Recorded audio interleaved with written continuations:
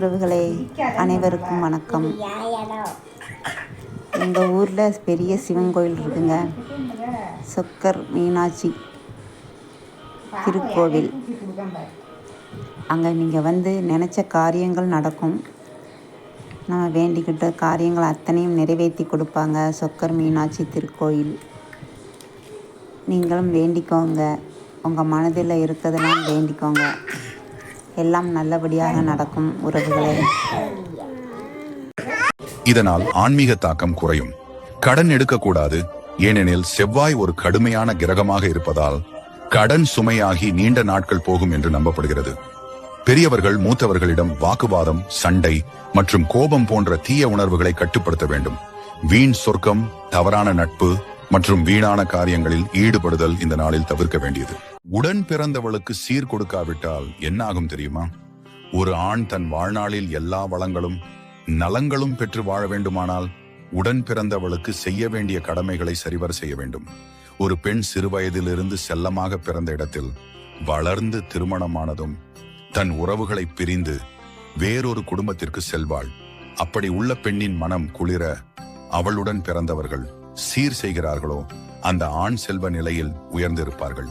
உடன் பிறந்தவர்கள் இருந்தும் அவர்களுக்கு எந்த ஒரு சீரும் செய்யாமல் இருந்தால் அவருடைய மனைவி அதிக நோயுற்றவளாகவும் இருக்கக்கூடிய சூழல்கள் அந்த ஆணுக்கு நிச்சயம் வந்து சேரும். இது மாற வேண்டுமானால் பண்டிகை காலங்களில் சகோதரிக்கு சீர் கொடுத்து விட்டு வீட்டிற்கு வந்து மாலை நேரத்துல தலைவாசலில் பருப்பு வகைகள் நைவேத்தியம் வைத்து மகாலட்சுமி போற்றிகள் சொல்லி வழிபடும் பொழுது அந்த ஆணினுடைய செல்வ நிலை கண்டிப்பாக உயரும்.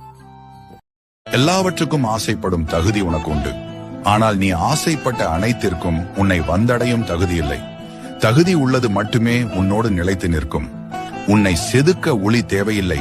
பலரது அவமானங்களும் சிலரது துரோகங்களும் போதும்.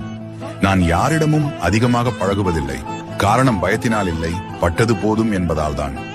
தினமும் இதை நினைவில் கொள்ளுங்கள். எல்லோரும் செய்ய விரும்புவதை நான் செய்ய வேண்டிய அவசியமில்லை. அனைவரின் தேவைகளையும் நான் பூர்த்தி செய்ய வேண்டியதில்லை. என்னை யாரும் அங்கீகரிக்க தேவையில்லை. நான் யாருக்கும் விளக்கம் அளிக்க தேவையில்லை. எனது எல்லைகள் குறித்து நான் குற்ற உணர்வு கொள்ள தேவையில்லை. இல்லை என்று சொல்ல வேண்டிய இடத்தில் ஆம் என்று சொல்ல தேவையில்லை.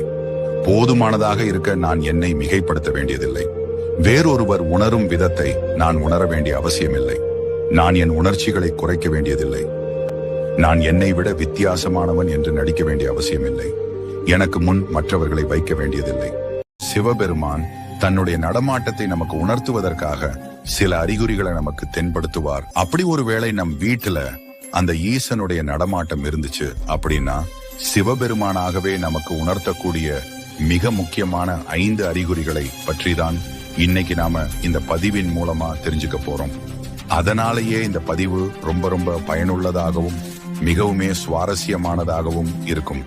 அதனால நிச்சயமாக சிவபக்தர்கள் அனைவரும் இந்த பதிவை ஸ்கிப் பண்ணாம கடைசி வரைக்கும் முழுமையாக பாருங்க. அது கூடவே இந்த வீடியோவை பார்த்துட்டு இருக்கக்கூடிய நீங்க ஒரு சிவபக்தராக இருந்தீங்க அப்படின்னா இந்த வீடியோவோட கமெண்ட் பாக்ஸ்ல சிவன் அப்படின்னு சொல்லி டைப் பண்ணி ரெட் கார்ட்ல கமெண்ட் பண்ணுங்க. பார்க்கலாம் எத்தனை சிவபக்தர்கள் நம்மளோட சேனலை பாக்குறீங்க அப்படின்னு சொல்லி. அதே சமயத்தில் சிவபெருமான உங்களுக்கு ரொம்பவுமே பிடிக்கும் அப்படின்னு சொன்னா ஓம் நம சிவாய அப்படின்னு சொல்லியும். மாட்டு கோமியத்தை வீட்டில் தெளிக்க காரணம் என்ன தெரியுமா? கோமியத்தில் அஷ்ட லட்சுமிகளும் அதிர்ஷ்ட தேவதைகளும் குடியிருப்பார்கள். மாட்டு கோமியத்தை வீட்டில் தெளிக்கும் போது செல்வமும் பெருகும், பணவரவு அதிகரிக்கும். பசுவின் சாணத்தையும் கோமியத்தையும் கையால் எடுத்து வாசல் தெளிக்கும் போது எந்த விதமான கிருமியும் தாக்காது. இது நோய் எதிர்ப்பு சக்தியை கொண்டது. கோமியம் வீடு முழுவதும் தெளிக்கும் போது எந்த கெட்ட சக்தியும் அண்டாது.